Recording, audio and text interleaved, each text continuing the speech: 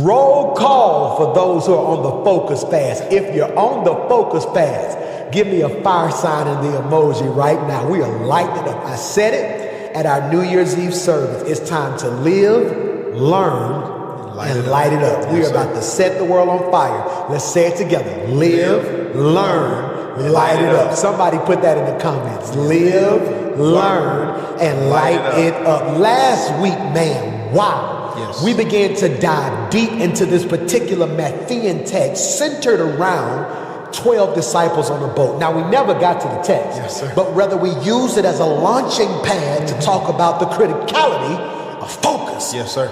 And we talked about something that is so tantamount to our teaching today. We argued and we wrestled and grappled with the idea that we must learn and grow to master the ability to control our attention. Yes. And so many of you inboxed me this week and said, Pastor, you were talking to me because things pull Yes. my attention. I want to argue real quickly, and here's a good example, and I need you guys' help right here. When it comes to focus, it is a tug of war. Wow. When it comes to focus, Yes. it is like a that. tug of war. Yes, now, sir. who remember playing tug of war at remember PE? that. Yes, sir. The objective of tug of war, it's me and my crew on one side, you and your crew on the other side, This is good. and the goal is not just to pull, but to pull you over a line, Yes. or pull you out Yes. of your comfort or your area. Yes. And what I'm discovering is who around you is important, good. because if you don't have a crew who's pulling Yes. to keep you in focus, Yes. the enemy will drag you Yes. out of focus. Yes. So in the words of Bernie Mac, who you with? Who you with? Who you are with. Oh, yeah. Who you with? Who you with? It is, so every time I do, who you with? Who you with? Who you with? Who you with? Who you with is so important because your squad Yes. has to be focused. Yeah. And I'm going to say this, if distracted people can distract people, Yes. then focused people Can focus people. can focus people. Yes, sir. And we talked about this pressure and the problem of cognitive dissonance. Cognitive dissonance, which means biblically, you're sort of what? A hypocrite. Yes. Now quickly talk about and refresh their memory on cognitive dissonance. Cognitive dissonance biblically is what they call hypocrisy. Hypocrisy. It is when you say what you don't believe. Say it. Or do what you don't believe. That's right. And this is why many times when you say certain things in church, when you're speaking by faith, from your mouth, you may not get the results because you don't believe it in your heart. In your heart. Yes, sir. I love what the Bible says, and I hope I quote it right. I'm going off the top of my head. The refining pot is for silver, the furnace is for gold, but so does the Lord test or try the hearts. That's what it says. I never forget that scripture. I learned it when I was a kid at Vacation Bible School. Yes, the sir. refining pot is for silver, the furnace is for gold, but so does the Lord test or try the heart. When you said that, it messed me up because I can say something out my mouth, Right. but don't believe it in my heart, which means what came out my mouth was canceled by the non-belief in my heart. That's good. And it makes me think of Jesse, David's father, that when the prophet came to his house, he said, where are your sons? I'm here to pick a king. He picked everybody who looked the part and had no idea God wasn't going for what was on the outside. Yes. God didn't suffer from cognitive dissonance. Right. God said, no, I have, help me Holy Ghost, a spiritual sonogram to look deep into the crevices of who you are and see what you are, not what you portray. That's good. Because social media, everybody ain't who they post Yeah. to be. man. Not pose, Yeah. P-O-S-E, Here we go. but you're not who you post to be. Wow. Telling everybody win today, but you in bed miserable. Yeah. That is cognitive dissonance. Yeah. And I come to submit to somebody listening right now that if you're going to wrestle and take control of your attention, somebody say control. Control. I have to take control Yes. Yeah. of my attention. It's found in two things. Say this with me. Say this with me. Decisions and daily routines. Yes, sir. And we talked about last week the importance of decisions, but also the importance of having a daily routine. Show me what you do daily, and I will show you where you will be tomorrow. Yes, sir. Is that a safe statement? That's really good. What are you doing daily? I mean this from the bottom of my heart. I've been working out daily, and shout out to James Fortune. James, our creative pastor, gave me something that was powerful. On YouTube are these little 30 minutes low impact workouts. I kind of have knee issues. You can see now if they zoom out, I don't even have a shoe on because sometimes my feet begin to swell. Too much information. Anyway, I had to find something I could do. I refuse to allow my ailment to be a derailment. Oh, wow. I refuse to allow my ailment to be a derailment. Say that one more time. Say it again. One more time. I refuse to allow my ailment to be a derailment. Many of you right now have logical, good excuses. Yes. See, I'm not talking to the people who got bad, worthless excuses. Yes, sir. I feel like I'm pledging. Excuses are tools of incompetence built on monuments of nothing, and those who use them seldom amount to anything. Not those of you who are using worthless excuses, but those of you who have logical excuses, real life excuses or reasons as to why you can't get something done, but you make a decision that in spite of what the logical excuse can be, I choose to do something different. That's good. Somebody jump on that right there. I love that. I love this piece on daily routine. Yes. We talked about this last week, so this is a bit of a recap. But that daily routine is really nothing more than a series of decisions. That's right. To stay focused. That as you travel throughout your day, throughout your week, throughout your life, that there's going to be opportunities presented to you to get distracted. But when you have a daily routine, you decide that I'm going to keep my eye on the prize. That's why the Apostle Paul says things like, forgetting those things that are behind, I press forward toward the mark. He says, I've got some realistic options. I love what you just said. There's some real things going on in my life. When you engage that text, you find out that Paul was writing from a Roman jail. Brother, he was under house arrest. He had a logical reason why he could get distracted, an excuse he can make to not get his assignment done. But he says, no, my routine, my decision says I'm going to forget and stay focused. That's so powerful. You said something that blessed me a second ago. You said it is a series of decisions. Yes, sir. And when you said series, I instantly heard the Spirit of the Lord speak to my heart and say the reason every week looks the same is because of the reason every week looks the same is because if your decisions don't change, every week becomes a sequel of the last decision. A sequel. It is a series. If you always think and do what you have always done and decide how you always decide, you will always get what you always get. And the secret to success is always found in our daily routine. That's it. I said it once and I'll say it again. You don't become successful in a day, but rather success comes daily. Yes, sir. And we have to be weary of what? Distraction. Yes, sir.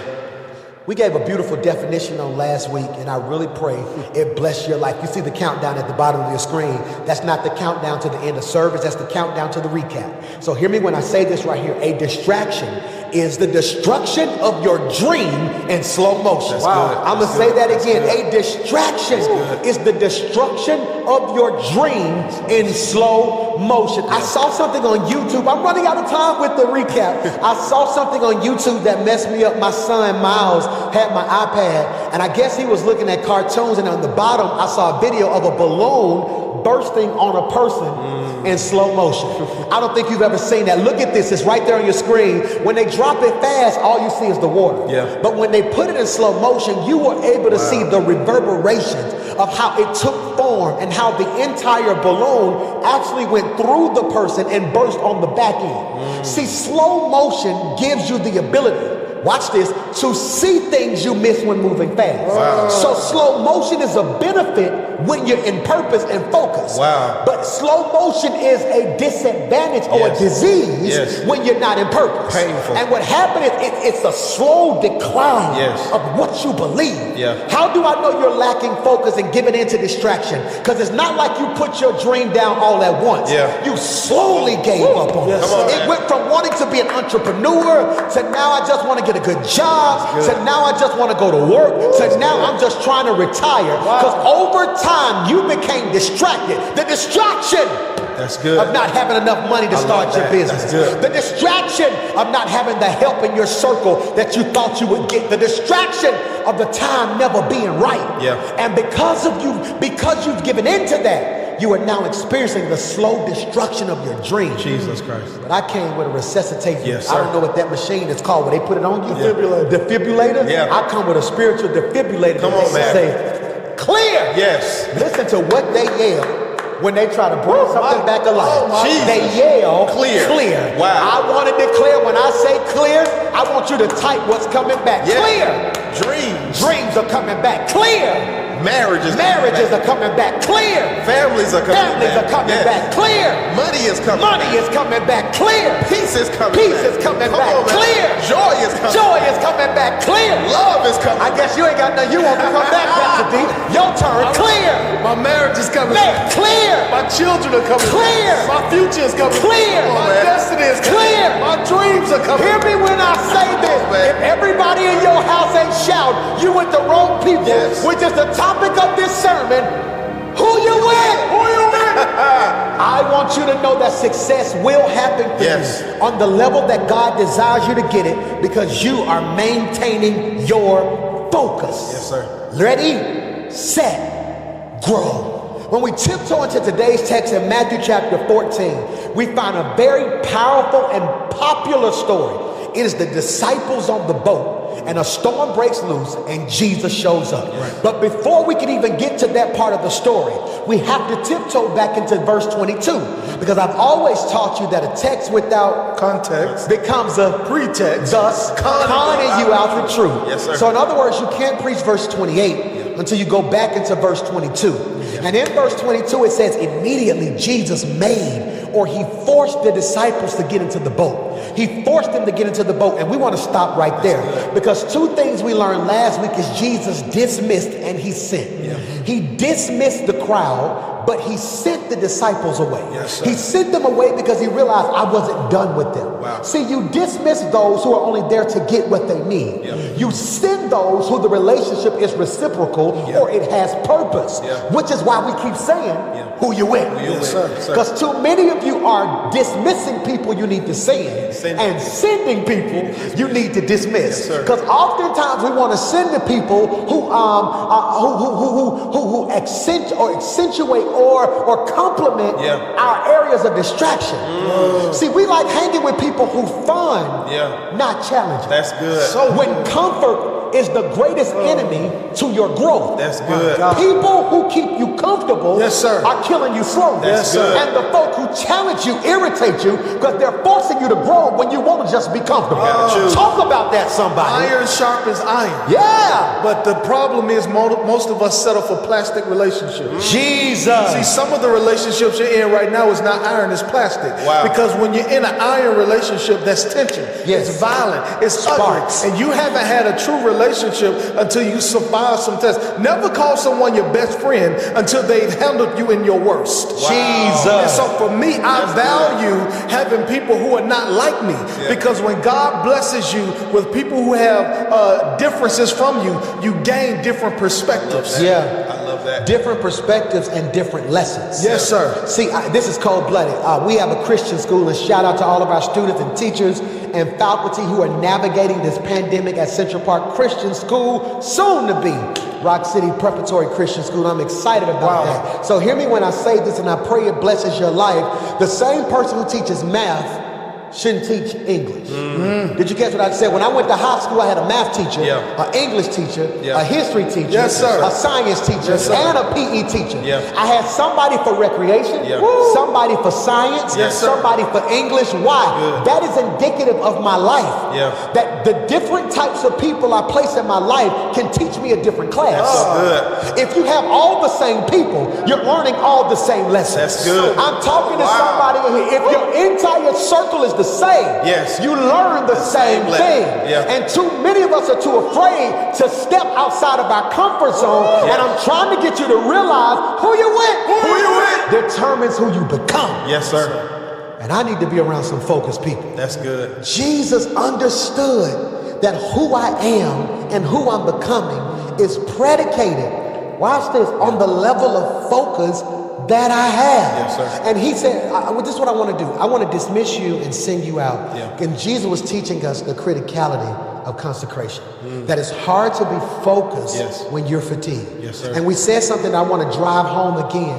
that when fatigue walks in the door, focus walks out. Yes, sir. But then you said something that was so powerful. Yes, sir. You said when weariness walks in, wisdom walks out. That's good. How many times have we made dumb decisions because we were tired? Somebody please help me with that. Yes, when weariness walks in, wisdom walks out. Yeah. And it makes me think about how many times I made a lot of big decisions with a broken or tired or beat down mind. And sometimes we have to look back on the fact what blessed us last week when we were talking about when weariness walks in, wisdom walks out. How many times have you made choices on empty? Yeah. Because your taste changes when you're full. That's That's good. And so for me, I never make a big decision with the empty heart or good. empty mind. That's so good. Focus is so critical, which is why the old saints said, I got my mind stayed Yes. on Jesus. Jesus understood that the criticality of your development rested on your ability to focus. I like that. Is that not cold-blooded? that's good. We read a beautiful book entitled 7 Habits of Highly Effective People. Yes. And it's right there on your screen. Download it on your spare time. It talks about the principle of sharpening the saw. I want to read it to you. Sharpening the saw means preserving and enhancing the greatest asset you have, which is what? You. Yes, sir. Now look at the second definition. It means having a balanced program. Can somebody please put that in your notes? A balanced program for self-renewal in the 4 areas of your life. Now we want to talk about this because many of you do things for self-relief. We're trying to shift you to self-renewal. Self-relief is the extermination or the escape or the relinquishing. Self-relief is relinquishing. Self-renewal is replenishing. That's good. That's good. Self-relief is the relinquishing. I'm giving something. Yes. You know, I need release. I tell you, here, you take this. Yes. You get the keys. Yes. You get the job. No. Renewal is replenishing. That's so good. I don't need to see. What's the use in putting something down? Look at what Jesus tells. Look at what the Lord tells us in the Bible. Cast your cares on me. Yeah. He didn't say just give me everything you got. That's good. He said if you give me your cares, I'll give you beauty For ashes. That's good. Joy For sorrow. Then I'm gonna give you the strength to put on a garment of praise for a spirit of heaviness. That's good. Did you catch what I just said? Self-renewal. So we need a program. I want to talk about this, and I pray you can receive this when I say this, all right? What am I talking about? Focus requires prayer, planning, and preparation. Wow. We're going to unpack a couple of those for a quick second. I like that. Focus requires prayer, planning, and preparation. What are you talking about, PMJ? If we're going to be focused, if this is going to be one of the most focused years of my life, I have to be intentional about my focus. And if I'm going to be intentional about my focus, that requires me to be prayerful, planning, and preparation.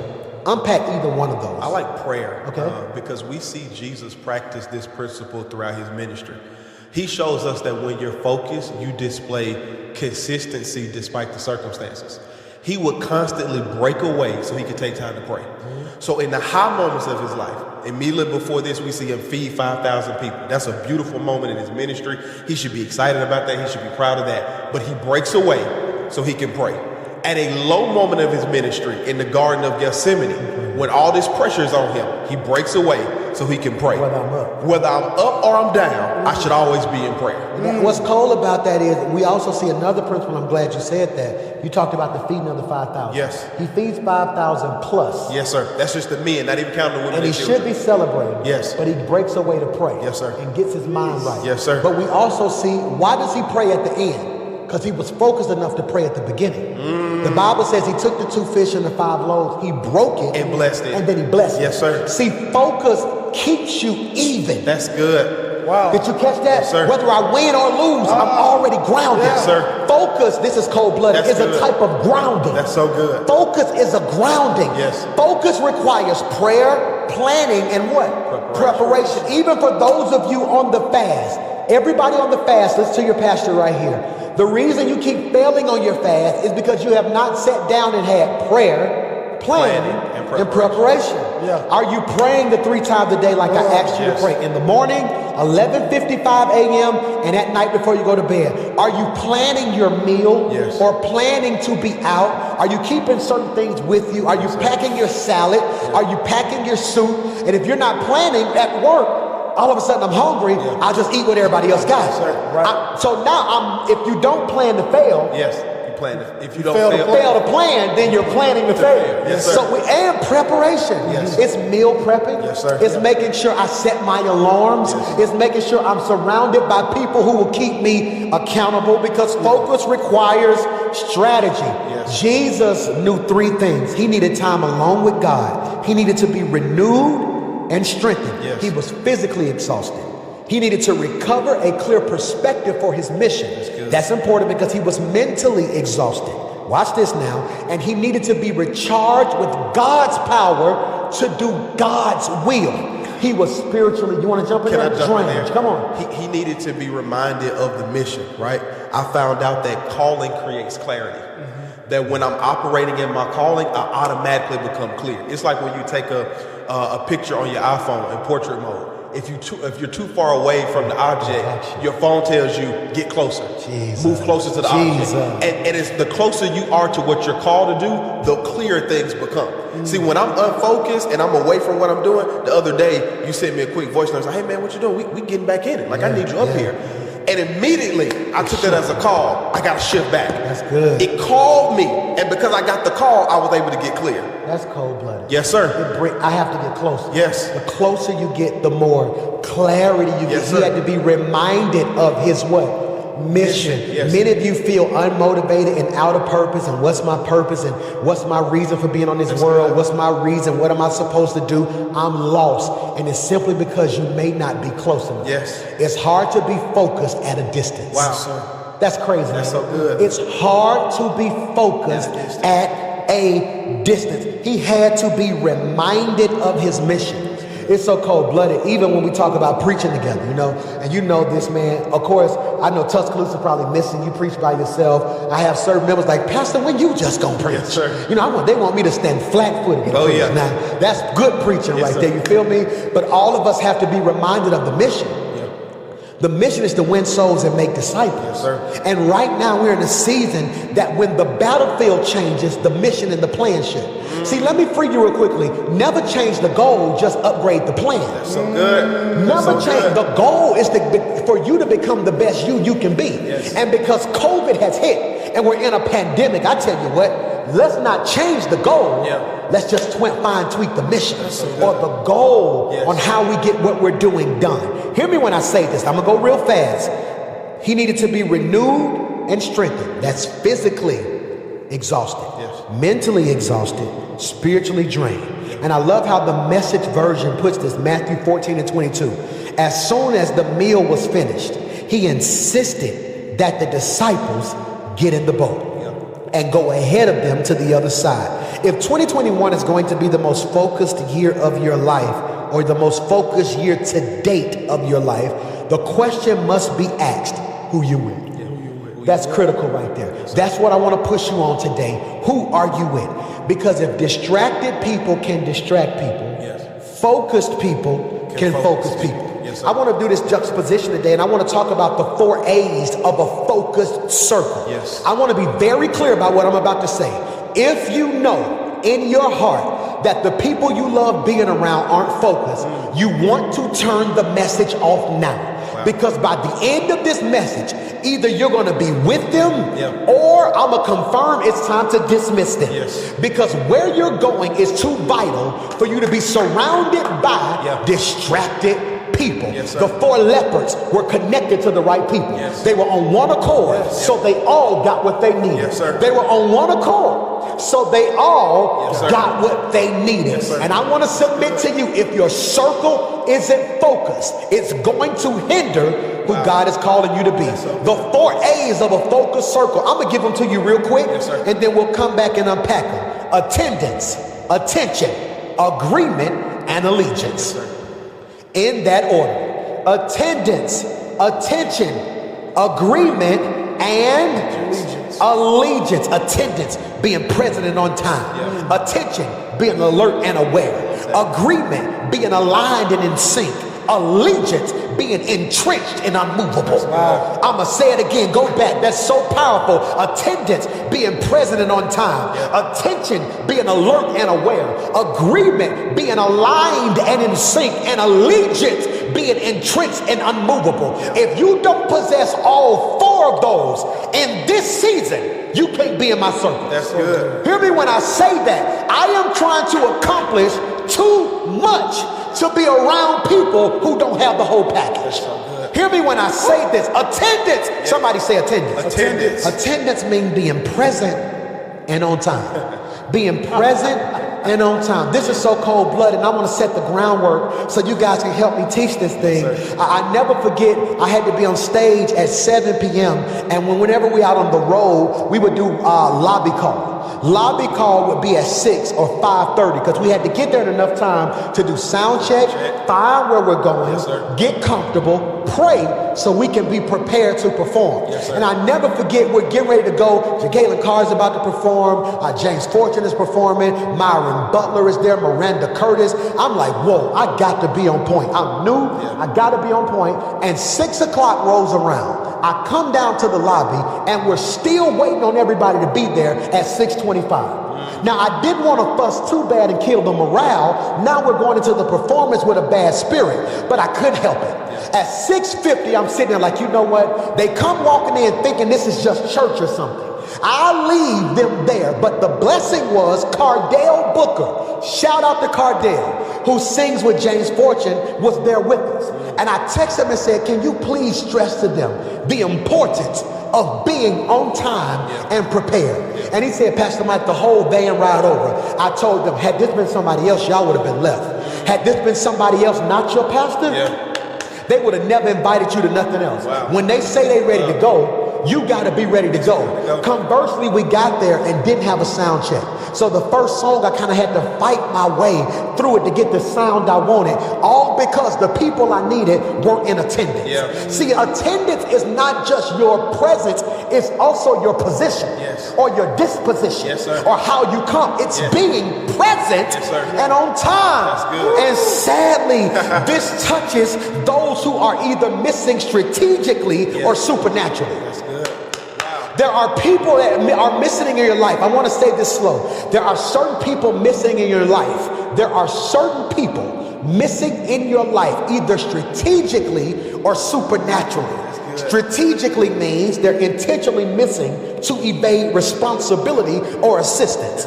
They are strategically missing the most pivotal moments of your life, not answering your call because they know they probably gonna want some money, or avoiding you because they know information breeds obligation.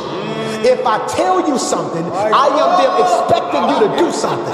Information breeds obligation. So if I say things like, man, I ain't got nothing to eat, I feel obligated now to make sure you eat something.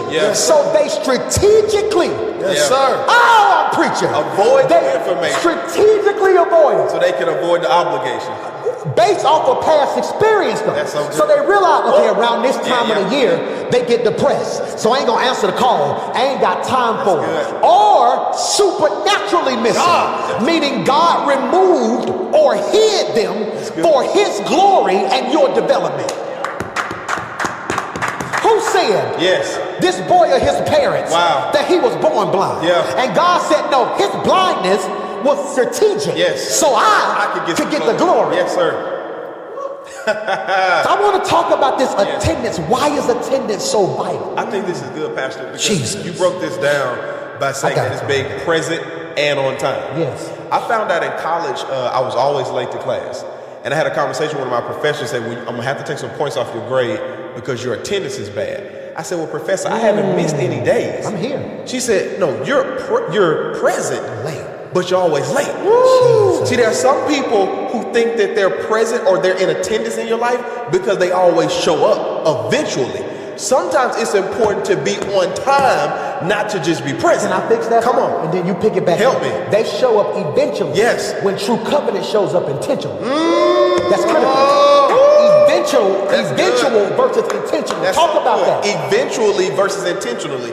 It's this whole idea of I'll get there when I get there. So here it is. in this season of my life, if I'm going to be connected to you, I need for us both to have mutual priority in each other's life. See, eventual thinking is the arrogant assumption that you'll be all right. Yeah.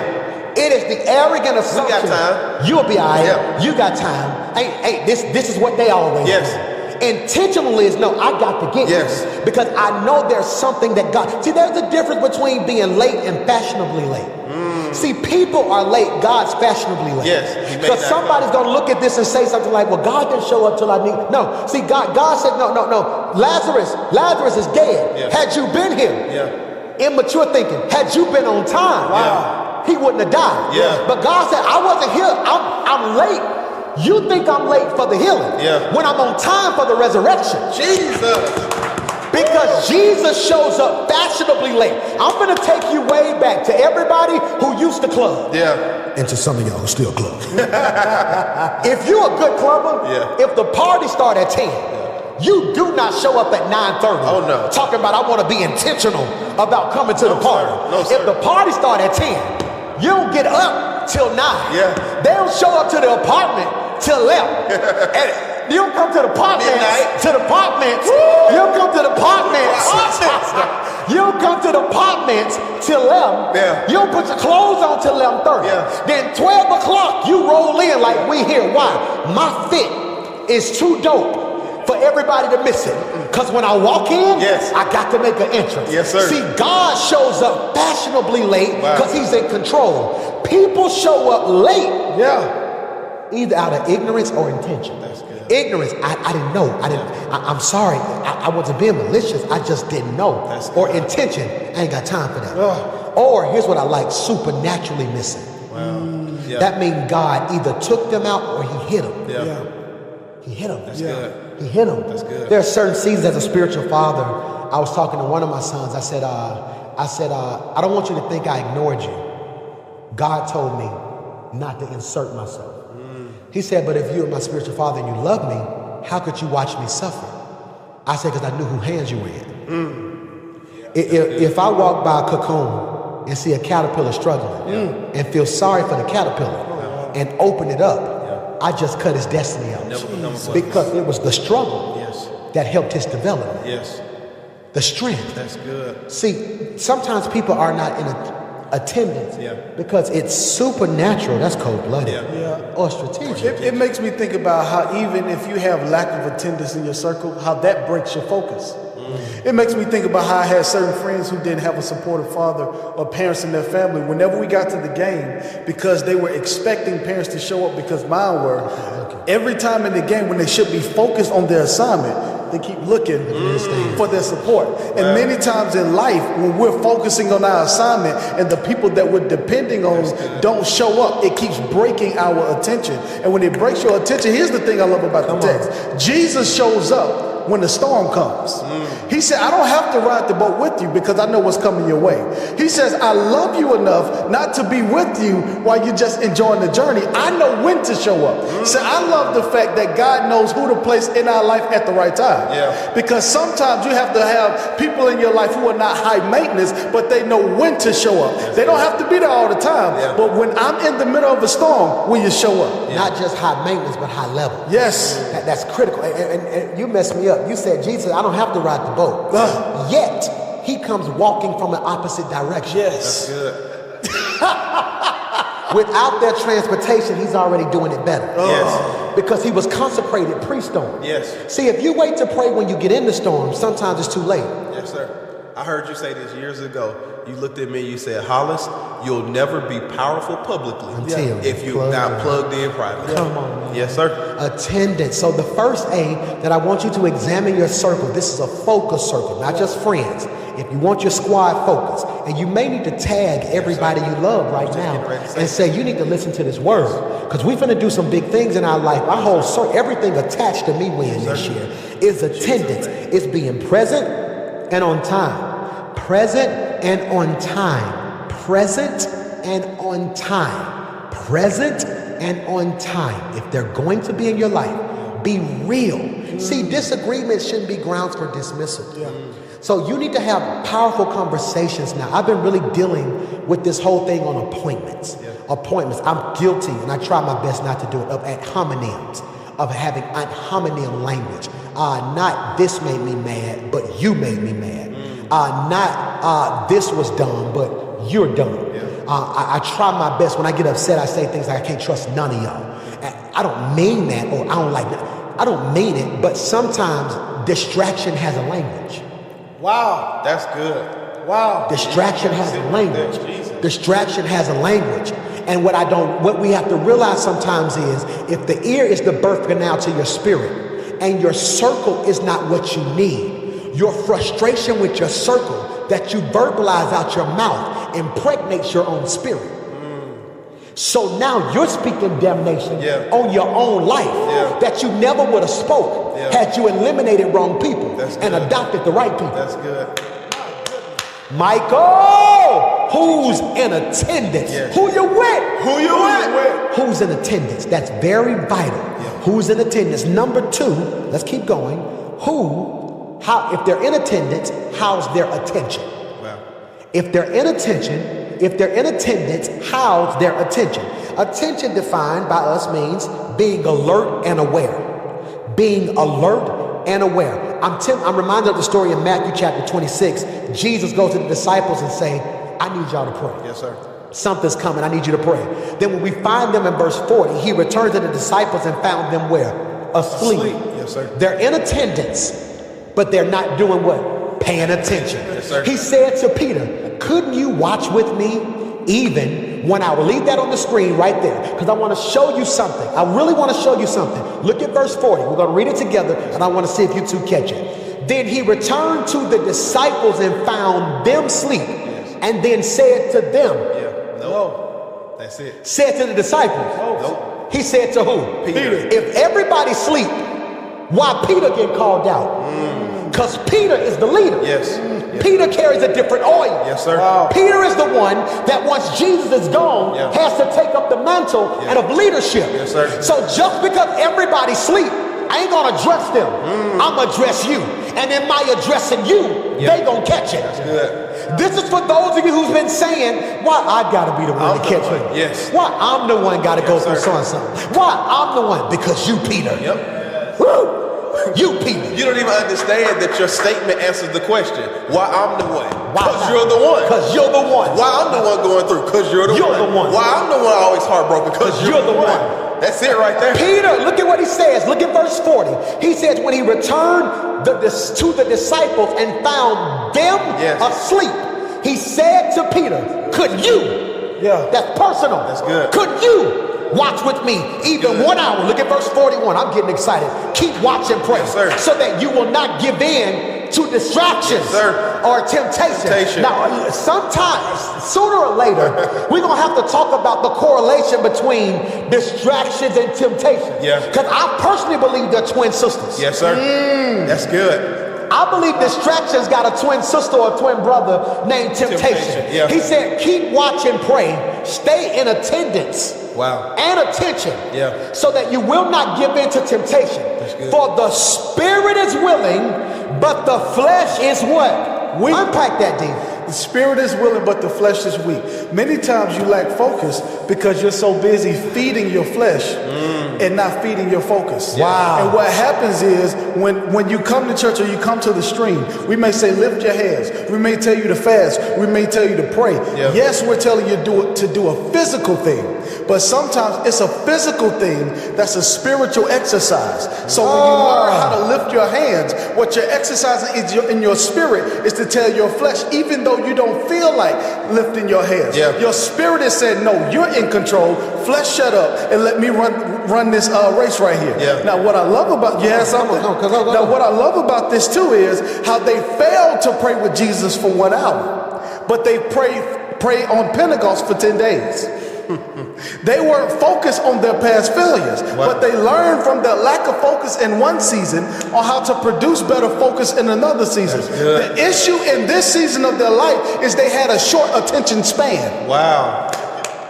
Wow. I feel like preaching to somebody because that's the problem of this generation. We want to swipe, we want to look at something, and we only have like a 28-second attention span. Yeah. And here it is, when you have a short attention span, you may have strong focus, but you don't have long focus. And focus is a level of faith. And this is how you're looking at Peter in the storm. He's looking at Jesus, and he starts to sink because he had his attention for a minute. But he started looking off. And when he looked off, he began to sink. I want to preach to some people right now in 2021 that this is your season, not to just stay focused while we're in this series. But this is a catalytic moment for God to change the trajectory of your mindset. It's time for you to focus on your faith, focus on your future, focus on your family, focus on your finances. Is there anybody on this stream right now that said my focus is going to another level? I will not allow my flesh to subdue my spirit. That's good. Jesus. Because I'm focused. I'm focused. I'm in attendance and I'm in attention. Yes. That's critical. Now, for those of you who just got saved yesterday, I really want to unpack that and translate this to you. What Pastor Darius was saying it's so powerful. He's saying in Matthew, watch this now. In Matthew, they failed the test to pray. Yes. In Acts, they passed the test to pray. Yes. Meaning in the first season, they flunked the test. But because they learned from the lack of focus, they became better in the next season. That's good. I came to preach to somebody who failed some things in 2020. But you're going to pass it in 2021. Yes, sir. 2020, my lack of focus was a pandemic. Yes, sir. But in 2021, my focus is a plandemic. I am in a season now where I'm planning this plan. I'm planning in this season that although the season may not be right for everybody, I'm getting ready to do what I got to do. If somebody type plandemic, because I'm focused, I'm in a plandemic. I'm in a plandemic. I'm planning my exit. I'm planning my future. I'm planning my breakthrough. I'm planning my deliverance. I'm planning my overflow. I'm tithing because it's a part of the plan. I'm fasting because it's a part of the plan. I'm desiring the things of God because it's a part of the plan. Sacrifice is a part of the plan. I am intentional about what God is doing. Since I got to be in a pandemic, I might as well shift it to a plandemic. And I want to preach to somebody and tell them stick to the plan. Stick to the plan. Focus is anything else. It's sticking to the plan. You may have failed in your fast this week, but we finna get back focused. Yes, sir. And you're gonna stick to the plan. He says, can you pray? Put that on the screen just for an hour. And they fall asleep. This gives us the principle that everything God asks of me, I won't like. That's vital. That's good. There are some things God is going to require from me that I don't like, but I got to do it anyway. There's a beautiful word that I want to read, and I hope I pronounce it right. If I don't pronounce it right, charge it to my heart, not my head, okay? I charge it to my head, not my heart. It's a beautiful word. Jesus had lived his life in Philillo. I hope I said that right. Philillo. Put it on the screen. I don't know how to pronounce it the right way. I'm terrible with certain words. That word is a son type of submission. Jesus had a son type of submission to God. Not just a convenient submission. That's good. I teach you this all the time. I said convenient honor is, selective honor is pride. Is pride. Yes, sir. Selective honor is pride. Yes, sir. We can also say selective submission is rebellion. Wow, that's good. Selective submission shows us and reveals that your focus is not grounded. Because there are going to be some things that God asks of you that you're not going to want to do. That's good. Now let's make this practical to those watching. There are going to be some things that you require of those in your life and that they require of you that you may not feel up to doing. That's balanced. But if it's in God's will, I got to stick to it. Because that's a part of me being not only in attendance, but in agreement. Yes, sir. In agreement. You know, this has me tripping because scripture also talks about how Jesus learned obedience through the things that he suffered. And we see him in the garden struggling and he finally submit. Of course, the disciples are struggling in here. You're talking about submission. But what I love about it is Jesus is showing us he never struggled with disobedience. He shifted from untested obedience to tested obedience.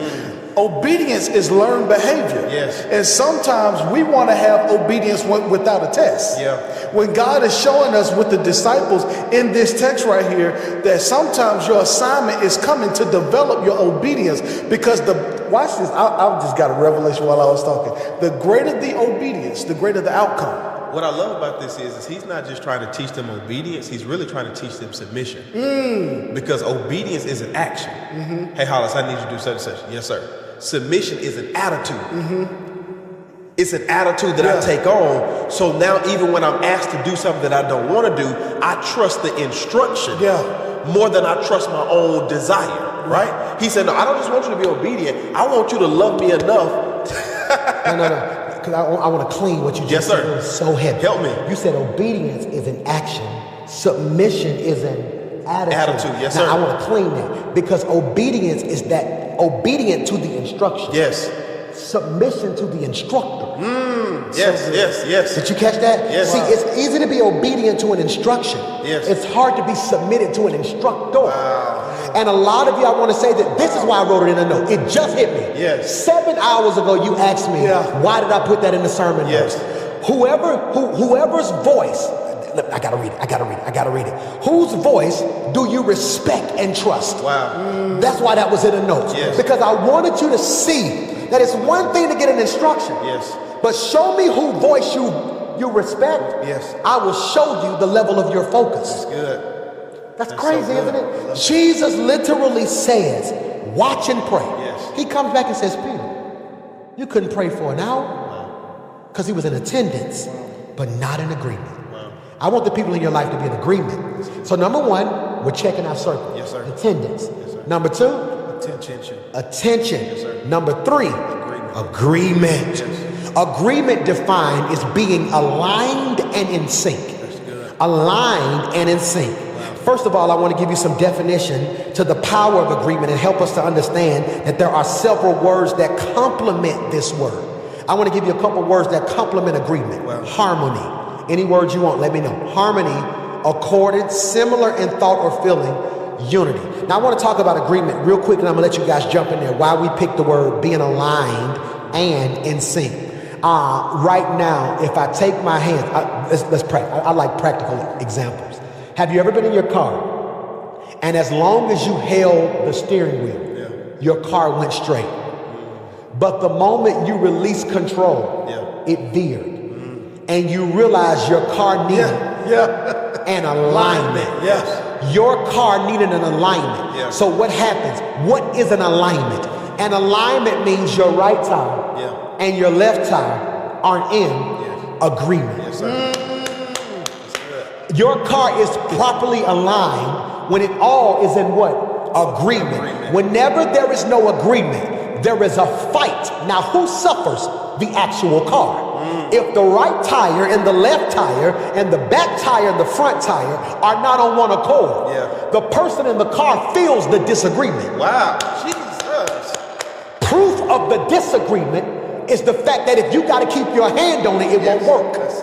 Wow. If you got to be in my presence for us to always get along, that is proof we are not in agreement. Wow. Because true alignment works whether I'm in Baltimore or Birmingham. Wow. Did you catch what I just said? It's true alignment. Yes. I'm at the office right now recording. Yeah. Ladies at home with the kids. Yes. If she tell the kids to go to bed, they know they better not call and ask me not to go to bed. Because whether I'm in the house or at work, me and their mama in agreement. Yes.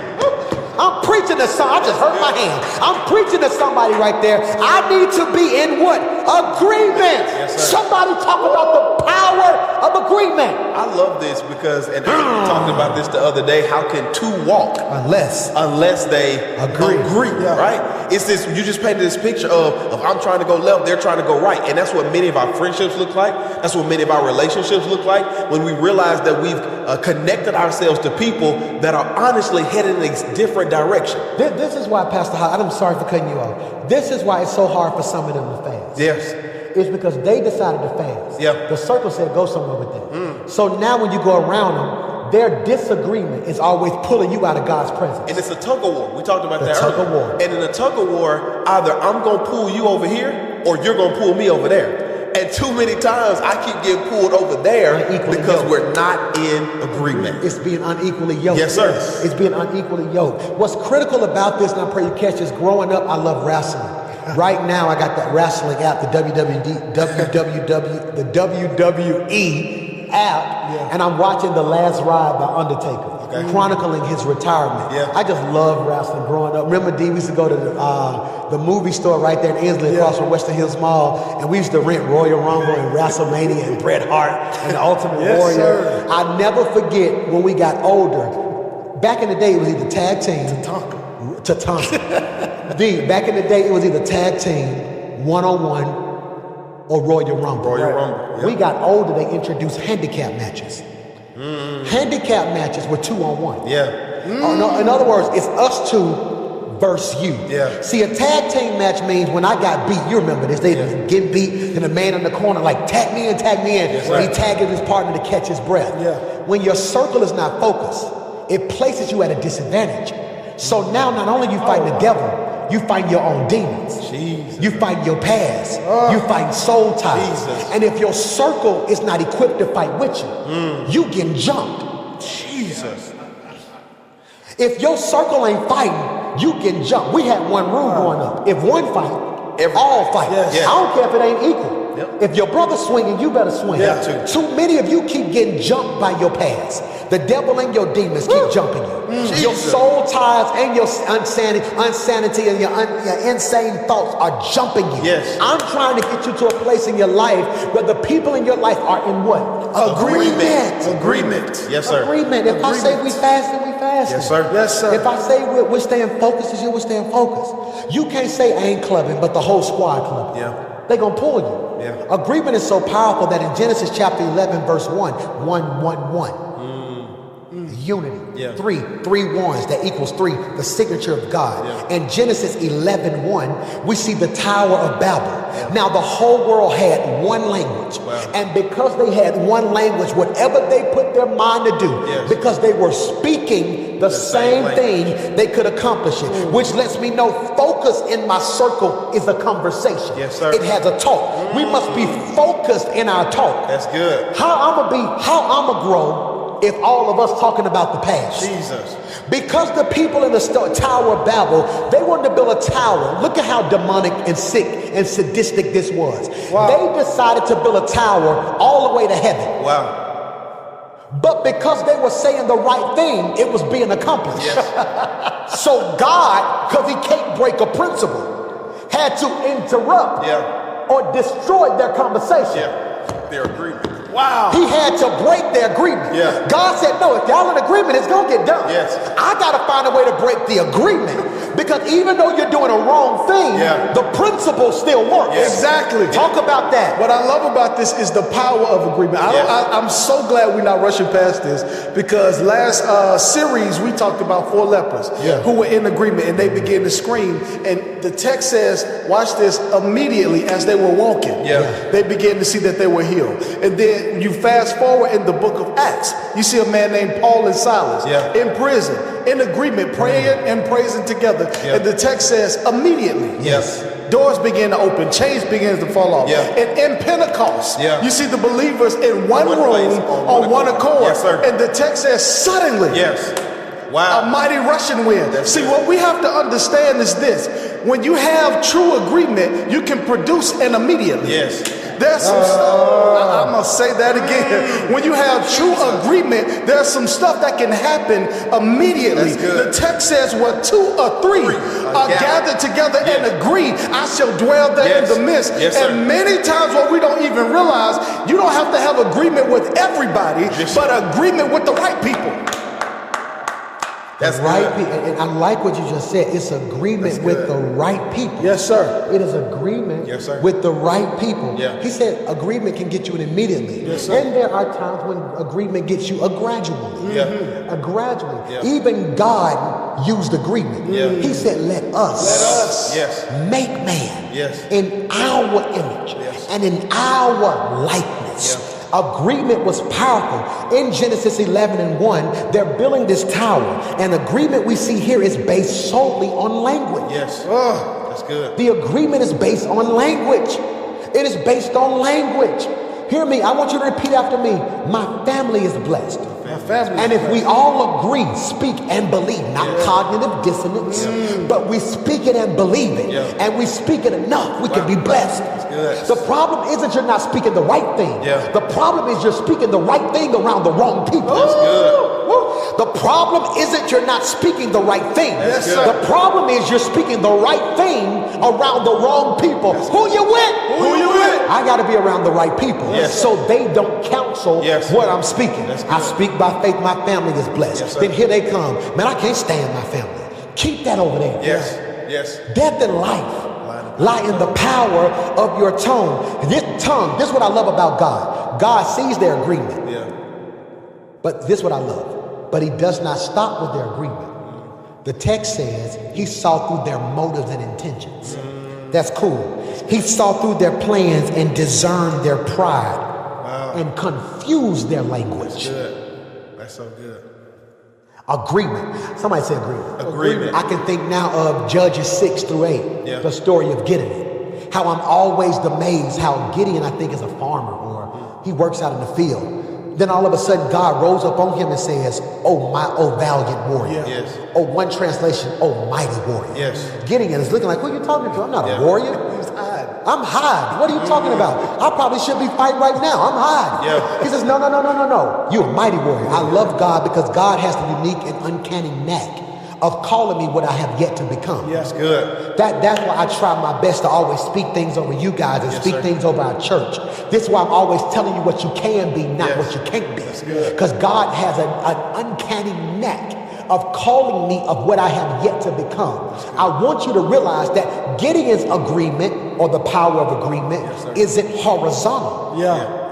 It's vertical. See, the Tower of Babel represented horizontal agreement. Pause. There should be two levels of agreement in your life. You're going to live long enough, you're going to go through two levels of agreement. Horizontal. I need the people in my circle to agree with me. And then I need us to agree with him. That's it. Because us agreeing without him, us agreeing together without coming into agreement with him gives us a result of God being confused in our language. Jesus. See, God confused the language of the people at the Tower of Babel because not only were they agreement horizontal, but they weren't in agreement with what God wanted for them. Gideon had to come into agreement with what God had for him. Because Gideon was wrestling. He didn't have a circle. He didn't have a group. He didn't have a team. He was alone. But the problem was he couldn't come into agreement that God was calling him something he had not been trained for. He had not been born, and his mind had not been prepared for.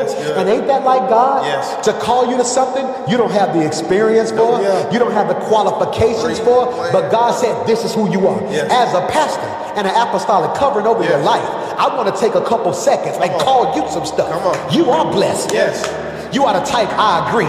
You are the head and not the tail. You are the type, I agree. You are saved and paid. You are the type, I agree. You are the first millionaire in your family. You got homes and vacation homes. You are healthy and whole. You done lost the weight you said you were going to lose. You are the type 10 agrees right there. I want to call you what you are not. You have not because you asked not. I'm going to change it and say, or upgrade it, our version and say, you become not because you spoke not. That's so good. You become not because you spoke not. And I want to take this time to speak those things that are not as though they were. Somebody shout, I agree. I agree. Get your circle together and start seeing what they agree with. That's good. Because disagreement has a noise. That's good. You heard what that's disagreement talk. Stop forcing people in your journey who keep subtly showing you they don't agree with you. The people who don't match your focus. Gideon says, I'm wrestling with the thought of becoming what you said I was going to become. That's good. We're talking about agreement and focus because I need your circle to come into focus. But we also see Jesus and his disciples.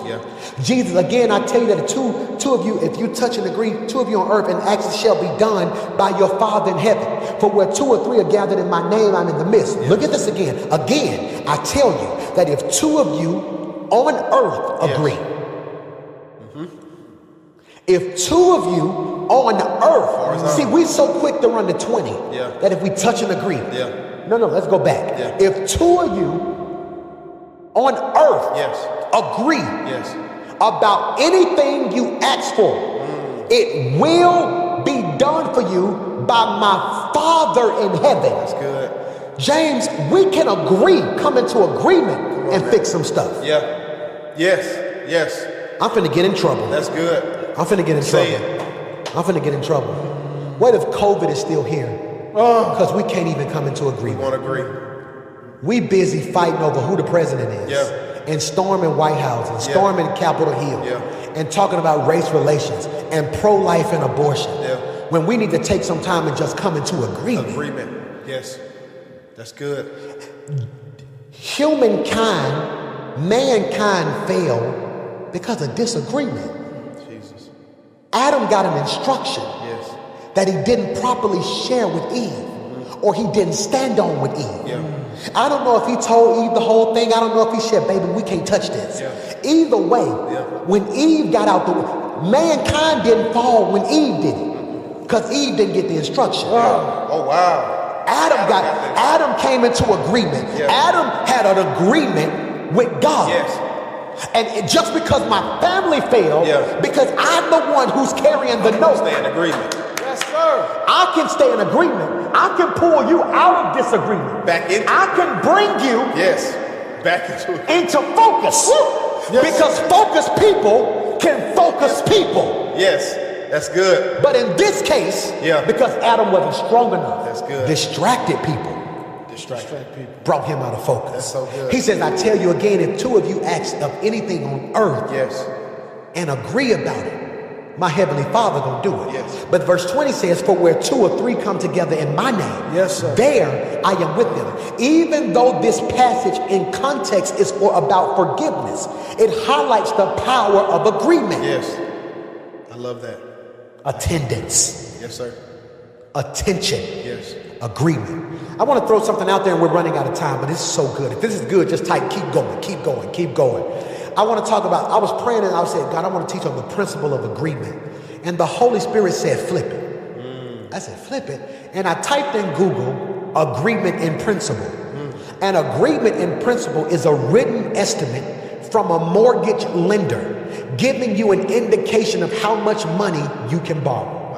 I want to make that spiritual. Agreement in principle spiritually and with your team is a written or conversed estimate of how much latitude or pain I can give you for our particular relationship. It is an understood agreement that I love you, but here's the line of how much of my patience you can borrow before I got to go another way. It is an agreement in principle. Adam had an agreement in principle. You can have everything but that. Don't have that. That's good. The moment you touch that, you default on the agreement. And when you default on the agreement, that's good. Watch this. The mortgage means I'm going to give you a little bit of it with a little interest monthly till I pay it off. But when you default now, because you didn't keep the agreement, I need the whole thing. Either give it to me or I can no longer trust you to do monthly. I can't waste my time. Or in other words, your actions have proven that I can't expect much from you. I wonder who in your life has proven that you shouldn't expect much from you. Who's proven that I've given you grace after grace. I done took the note and put it on the back end. I done allowed you to miss a couple payments. I did forgiveness. I done paid a couple for you. At this point, it's time to default on this relationship. Default on this friendship. Because you are now becoming a hindrance to what God desires to do in and through my life. Jesus. I'm checking my circle. Yes, sir. Because everything around me needs to be focused. Yes. I'm going to go out on a limb and say, even if you're not strong to cut everybody out, you at least need to have the courage to say over the next 11, 13 days of this 21 fast, please don't contact me. I love you, but you got a reason. I'm fasting. Focus right now. Fast. I'm focused. We can't sleep together. I'm focused. It's against the fact. I can't do it. It's a principle of agreement or agreement in principle. Let's go through them again. Let's get them out of here. Attendance. Yes, sir. attention, Yes, sir. agreement, and lastly, allegiance. Yes, sir. Allegiance defined as being entrenched and unmovable. Entrenched and unmovable. Yeah. That means after you come into attendance Yeah. and you pay attention and you come into agreement, now stick with it. Yeah. There should be some allegiance. Be ye steadfast, Yes. Yeah. unmovable, always abounding Yes. in